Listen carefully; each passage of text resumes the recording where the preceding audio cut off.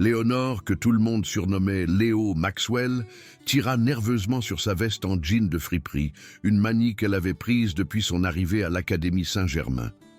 Du haut de ses à peine 1,55 m, avec une cascade de tresses Auburn qui s'échappaient constamment de leurs attaches et des yeux qui semblaient trop grands pour son visage, elle avait compris que se fondre dans la masse était la seule façon de survivre à l'Académie Saint-Germain, un établissement tentaculaire de style gothique. L'endroit, un mastodonte de pierre aux couloirs résonnants et à la population étudiante, semblant tout droit sorti d'un magazine, était son purgatoire personnel depuis que le nouveau travail de sa mère les avait fait déménager de la campagne bretonne. Elle serra la bandoulière de son sac de cours, dont la toile était usée par le temps, tout en se frayant un chemin à travers la foule d'élèves bavards. La lumière du soleil, diffractée par les vitraux, peignait le sol en dalles de couleurs changeantes, tandis que ses bottines usées résonnaient doucement à chaque pas précipité. Son refuge habituel l'appelait, l'ancienne salle de musique cachée dans un coin oublié de l'aile ouest, où elle pouvait se perdre dans la composition. « Tiens, mais quel vent nous amène ?» La voix, enrobée d'une menace mielleuse, glaça le sang de Léo. Elle reconnut le timbre suave de Charles-Henri de Valois, le chouchou de Saint-Germain. Culminant à 1,95 m, avec des cheveux noirs parfaitement coiffés et l'assurance désinvolte de quelqu'un qui n'avait jamais connu de difficultés, Charles-Henri régnait en maître partout où il allait. Son blouson de marque reposait avec désinvolture sur ses larges épaules et ses yeux noisettes brillaient d'une lueur moqueuse qui lui retournait l'estomac. L'encadrant se trouvaient ses ombres omniprésentes, Franck le débrouillard, Moretti, un colosse trapu aux sourcils constamment froncés, et Rémi le fouine, Desmarais, dont les cheveux gominés et le sourire narquois annonçaient les ennuis. Ensemble, ils formaient un mur impénétrable, bloquant le passage de Léo. « Toujours à rôder dans les parages, petite mésange ?» lança Charles-Henri d'un ton traînant, sa voix dégoulinant d'une fausse inquiétude. « Toujours à te cacher sous tous ces tissus ?» Le cœur de Léo battait la chamade. Elle tenta de se faufiler, mais Franck la coupa net avec aisance. Les élèves ralentirent, sentant le drame imminent, mais personne n'osa intervenir. Charles-Henri régnait sur cet endroit, et tout le monde le savait. « J'essaie juste d'aller à la salle de musique », marmonna Léo, sa voix étouffée par le brouhaha. « Comment ça, mes anges ? Je n'ai pas bien entendu par-dessus tes choix vestimentaires, » dit Charles-Henri, feignant la surdité. « Si tu t'habillais moins comme si tu avais pillé une benne à ordures, les gens auraient peut-être envie d'écouter ce que tu as à dire. » Rémi ricana, et Franck fit craquer ses doigts. Le son fit sursauter Léo, une réaction qui sembla les revigorer. Ce qu'ils ignoraient, ce que personne à Saint-Germain ne savait, c'était que Léo s'entraînait au systéma, l'art martial russe, depuis son enfance. Son grand-père, un ancien membre des Spetsnaz, lui avait appris à utiliser sa taille et son agilité pour exploiter les faiblesses de l'adversaire. Pendant des années, elle s'était entraînée, apprenant à rediriger la force, à utiliser le poids d'un agresseur contre lui, à frapper avec une rapidité déconcertante. Mais elle ne pouvait pas l'utiliser. Pas ici, pas contre d'autres élèves. Son grand-père lui avait inculqué que le systéma était fait pour la survie, pas pour régler de petites querelles. « Contrôle-toi, mes anges », lui avait-il dit d'innombrables fois. « Évite le combat si tu peux, mais s'ils te coincent, fais-leur regretter. » Alors elle endura.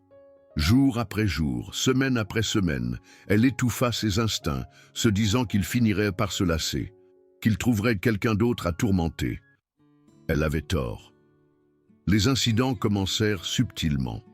Charles-Henri renversait accidentellement ses partitions dans le couloir, envoyant les pages voltiger sur le sol comme des feuilles mortes, tandis que les élèves marchèrent dessus. Franck la bousculait avec suffisamment de force pour la faire s'étaler contre les murs de pierre froide. Rémi faisait des remarques acerbes sur son jeu, chaque pic soigneusement calculé pour blesser. La cantine devint un parcours du combattant, Léo apprit à calculer son heure d'arrivée, attendant que Charles-Henri et sa bande soient déjà assis avant de s'y aventurer. Elle attrapait un pain et essayait de trouver une table tranquille, espérant un moment de paix. Mais la paix était une denrée rare. « Hé, mes anges !» La voix de Charles-Henri résonna dans toute la salle pendant le déjeuner d'un mercredi particulièrement pénible. « Pourquoi tu ne viens pas te joindre à nous ? On promet de ne pas gazouiller trop fort. » Toute la salle se tourna tandis que Léo se figeait, son pain à moitié mangé serré dans sa main. La chaleur lui monta aux joues alors que des dizaines de paires d'yeux la transperçaient, attendant sa réaction. Elle sentait ses mains trembler alors qu'elle reposait sa nourriture. « Ça va, je suis bien ici, merci », réussit-elle à dire, sa voix tremblante mais audible. « Oh, mais j'insiste », dit Charles-Henri en repoussant sa chaise. « Franck, Rémi, ayez l'amabilité d'escorter notre petit oiseau chanteur jusqu'ici, voulez-vous » Les deux hommes se déplacèrent avec une aisance rodée, leur sourire prédateur. Les muscles de Léo se contractèrent, son corps se tendant instinctivement, prêt à réagir. Elle se força à se détendre, à desserrer ses poings. Elle ne pouvait pas se battre. Pas ici, pas maintenant.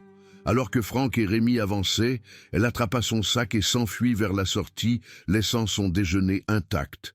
Leurs rires la suivirent, un cœur moqueur qui persista longtemps après qu'elle eut trouvé refuge dans un atelier d'art vide.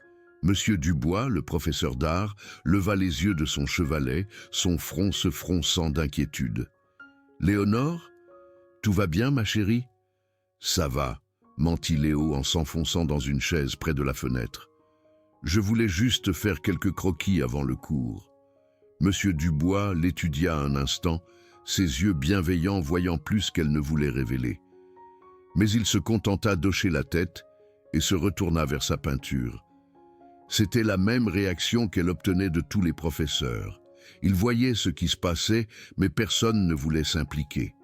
Il était plus facile de détourner le regard, de prétendre que la cruauté adolescente n'était qu'un rite de passage. Le gymnase était une autre chambre de torture. Pendant les cours de sport obligatoires, Charles-Henri envoyait accidentellement des ballons de basket-ball foncer vers sa tête pendant les exercices, les sphères de cuir entrant en contact avec des bruits sourds qui lui faisaient tourner la tête. Monsieur le maire, le professeur de sport, sifflait et mettait cela sur le compte de la maladresse, mais le sourire narquois sur le visage de Charles-Henri racontait une autre histoire. « Les mains en beurre, mes anges », disait-il avec une fausse sympathie. « Tu devrais peut-être te contenter de fredonner. Si seulement il connaissait ses réflexes, si seulement il savait qu'elle pouvait attraper ses ballons et les renvoyer avec suffisamment de force pour le faire tomber à la renverse. » Mais elle serrait les dents et se frottait les bras endoloris, gardant sa colère pour son mannequin d'entraînement à la maison. Les vestiaires étaient le pire. Loin des regards attentifs des professeurs, Charles-Henri et ses acolytes se sentaient libres d'intensifier leur harcèlement.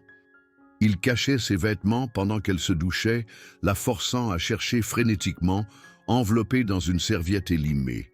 Il bloquait la combinaison de son casier, la laissant bloquée. Une fois, ils remplirent son sac de mousse à raser, ruinant ses cahiers et ses partitions.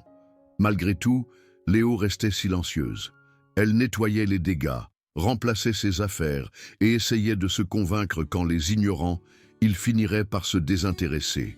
Mais les harceleurs se nourrissent des réactions, et sa détresse ne faisait que les alimenter davantage.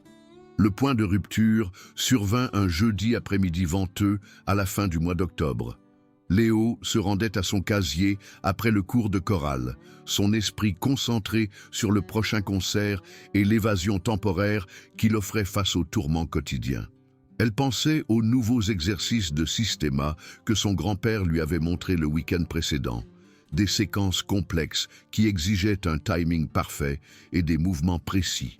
Elle ne remarqua pas Charles-Henri et sa bande qui l'attendaient près de son casier jusqu'à ce qu'il soit trop tard. « La voilà », annonça Charles-Henri à haute voix, attirant l'attention des élèves à proximité. Le fantôme de l'opéra en personne. Léo s'approcha prudemment, sa clé prête à ouvrir rapidement son casier et à récupérer ses affaires. Mais alors qu'elle tendait la main vers la serrure, la main de Franck se tendit et se referma autour de son poignet. « Pas si vite, mes anges !» grogna-t-il. « On doit avoir une petite conversation. »« Lâche-moi !» dit Léo en essayant de libérer son bras. Mais la prise de Franck était comme du fer, ses doigts s'enfonçant dans sa peau. « Tu sais ce que je pense ?» Charles-Henri s'approcha, sa présence intimidante. « Je pense que tu caches quelque chose. Personne n'est aussi pathétique sans raison. Peut-être qu'elle a une tache de naissance de la taille de la Corse sous cette veste, suggéra Rémi avec un rire cruel. C'est peut-être pour ça qu'elle est toujours couverte. » Les yeux de Charles-Henri brillèrent d'une curiosité malveillante. « C'est ça, mes anges? Tu caches quelque chose là-dessous ?»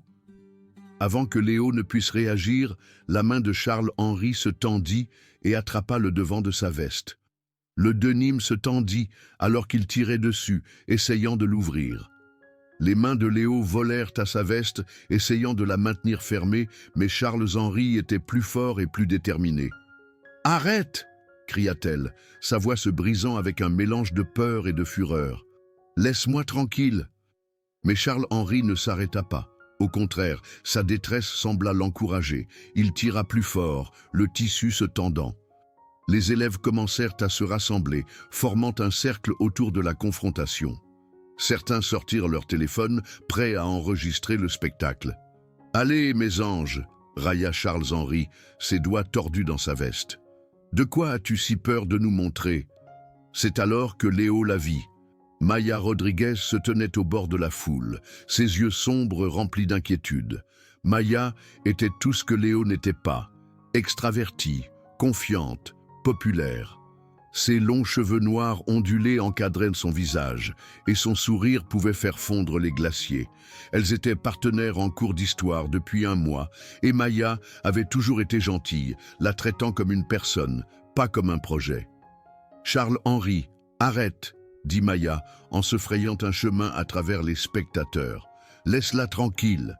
La prise de Charles-Henri sur la veste de Léo se relâcha légèrement, alors qu'il se tournait vers Maya. « Tiens, tiens, si ce n'est pas Sainte Maya, ça ne te regarde pas. »« Ça me regarde quand tu harcèles quelqu'un qui ne peut pas se défendre, » rétorqua Maya, sa voix inébranlable. L'expression de Charles-Henri s'assombrit. « Tu sais quoi, Maya ? Peut-être que tu as besoin d'une petite leçon, toi aussi. » Il relâcha la veste de Léo et se dirigea vers Maya, ses intentions étant claires. La foule retint son souffle, anticipant les retombées. Maya resta sur ses positions, mais Léo put voir une lueur de peur dans ses yeux. Et c'est alors que quelque chose se brisa à l'intérieur de Léo. Des années d'entraînement, des mois d'abus et toute une vie à se faire dire d'éviter la confrontation s'évaporèrent soudainement. Charles-Henri avait franchi la ligne en menaçant Maya, et Léo n'allait pas le laisser blesser la seule personne qui lui avait témoigné de la gentillesse. « Éloigne-toi d'elle, » dit Léo, sa voix portant un tranchant glaçant qui fit hésiter Charles-Henri. Il se retourna vers elle, un rictus tordant ses lèvres. « Oh, regarde ! La petite mésange a trouvé ses griffes. Qu'est-ce que tu vas faire, monstre ?»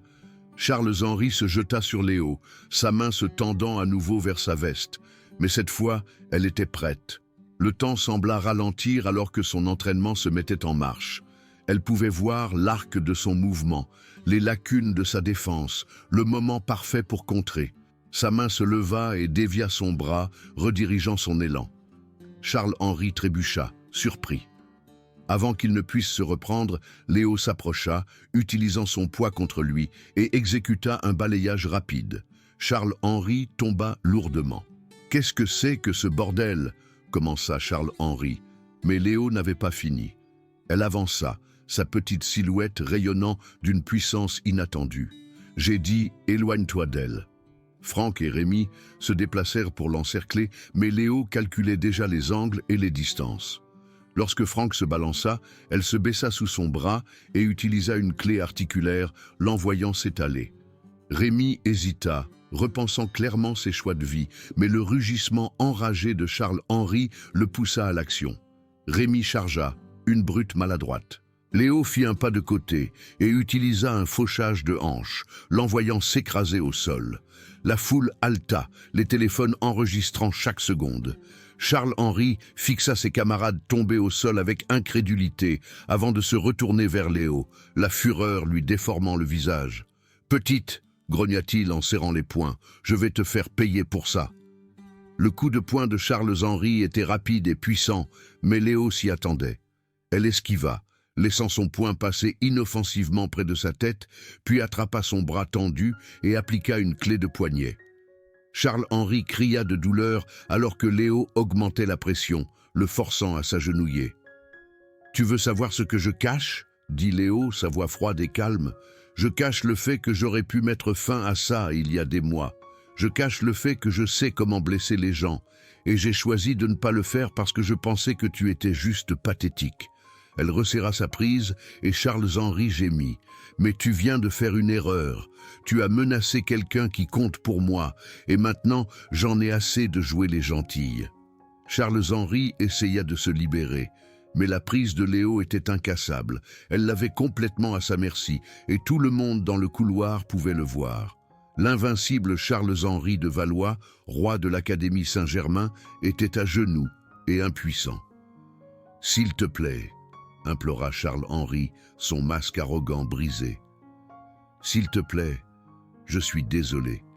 Je te laisserai tranquille. » Pendant un instant, Léo sentit la tentation d'infliger de la douleur, de le faire souffrir pour chaque insulte, chaque acte de cruauté, chaque moment de peur qu'il avait infligé.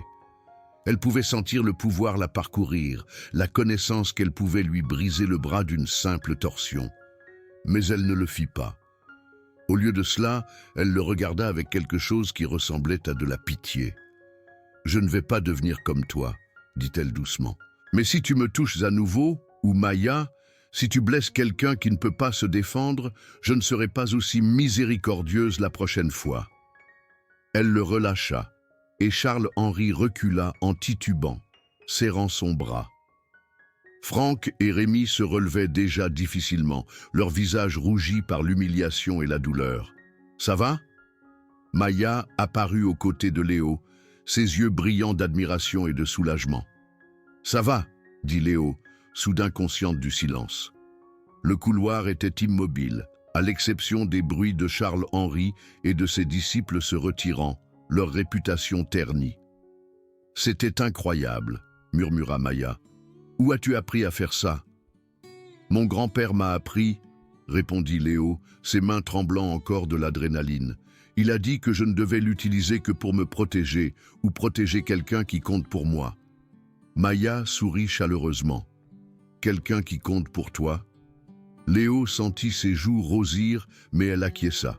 « Oui, quelqu'un qui compte pour moi. » La foule commença à se disperser, les élèves bourdonnant d'excitation à propos de ce qu'ils venaient de voir. L'histoire se répandrait dans l'école comme une traînée de poudre, mais pour une fois, Léo ne se souciait pas d'être le centre d'attention. Dans les jours qui suivirent, l'Académie Saint-Germain sembla différente.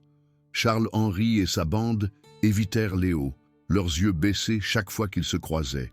La cruauté désinvolte qui les avait autrefois définis fut remplacée par des regards furtifs et des conversations à voix basse.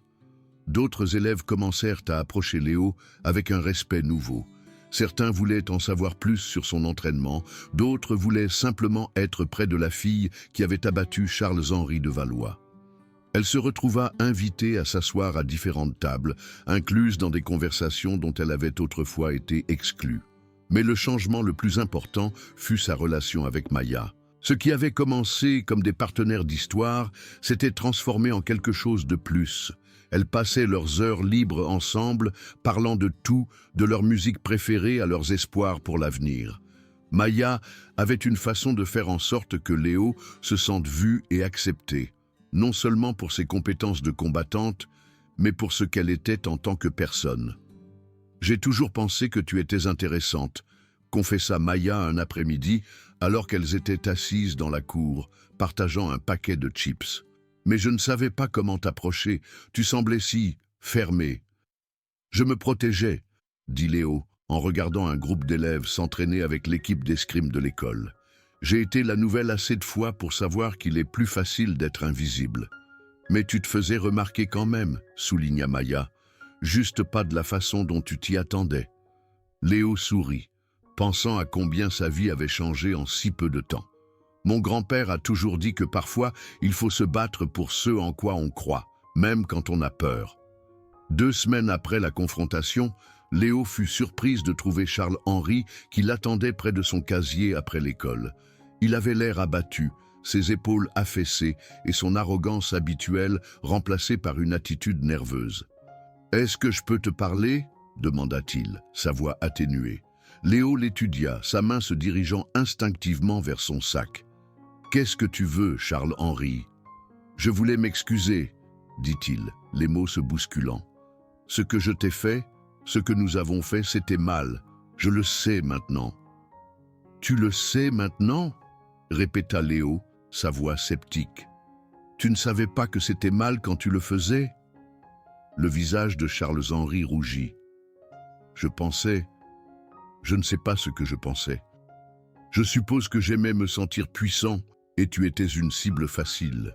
Mais te voir te défendre, voir à quel point tu es forte, ça m'a fait réaliser à quel point j'étais stupide. Des excuses n'effacent pas des mois de harcèlement, dit Léo fermement. Ça n'efface pas la peur ou l'humiliation.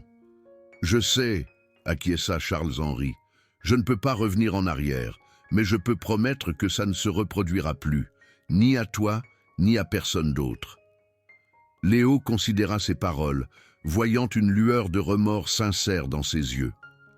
Les actes valent mieux que les paroles, Charles-Henri. Si tu veux vraiment te faire pardonner, prouve-le en étant meilleur. Je le ferai, dit-il sincèrement. Je le promets. Alors que Charles-Henri s'éloignait, Léo sentit un fardeau s'alléger. La confrontation avait changé plus que sa position à Saint-Germain. Elle avait modifié sa perception d'elle-même. Elle avait appris que la force n'était pas une question de force brute ou de domination physique. Il s'agissait de connaître sa valeur, de protéger ceux qui comptent pour vous et d'avoir le courage de défendre ce qui est juste. Maya apparut à ses côtés, ayant observé l'échange à distance. « Comment tu te sens ?» demanda-t-elle. « Libre », répondit Léo, se surprenant elle-même par l'honnêteté de la réponse. « Pour la première fois depuis longtemps, je me sens libre. » Elles sortirent de l'école ensemble, le soleil de l'après-midi projetant de longues ombres sur la cour. Léo ne ressentait plus le besoin de se cacher dans des vêtements amples ou d'éviter le contact visuel avec ses camarades de classe. Elle avait trouvé sa voix, sa force et quelque chose d'encore plus précieux. Elle avait trouvé quelqu'un qui la voyait pour ce qu'elle était vraiment. Alors qu'elles atteignaient le portail, Maya tendit la main et prit celle de Léo, leurs doigts s'entrelaçant naturellement. « Tu veux aller boire un thé ? Je connais un petit endroit sympa près de la place. » Léo sourit, sentant la chaleur du contact de Maya et la promesse de ce qui l'attendait. « J'aimerais beaucoup. » La légende de la fille silencieuse qui s'est battue résonnerait dans les couloirs de l'Académie Saint-Germain, murmurée parmi les générations futures d'élèves qui entendraient des contes du jour où tout a changé. Mais pour Léo, il ne s'agissait pas de devenir une légende. Il s'agissait de trouver le courage d'être elle-même, de protéger ce qui comptait et de ne plus jamais laisser personne éteindre sa lumière. Elle avait appris que parfois, les plus grandes victoires ne viennent pas de l'écrasement de vos ennemis, mais du choix de la compassion lorsque vous avez le pouvoir d'infliger de la douleur. En faisant preuve de pitié envers Charles-Henri, alors qu'elle aurait facilement pu le briser, elle avait prouvé que la force et l'empathie pouvaient coexister, que se défendre ne nécessitait pas de sacrifier son humanité. Les harceleurs avaient attrapé sa veste et crié, s'attendant à ce qu'elle recule comme elle l'avait toujours fait. Au lieu de cela, elle avait résisté à leur cruauté et découvert quelque chose de bien plus précieux que la vengeance. Elle s'était découverte elle-même.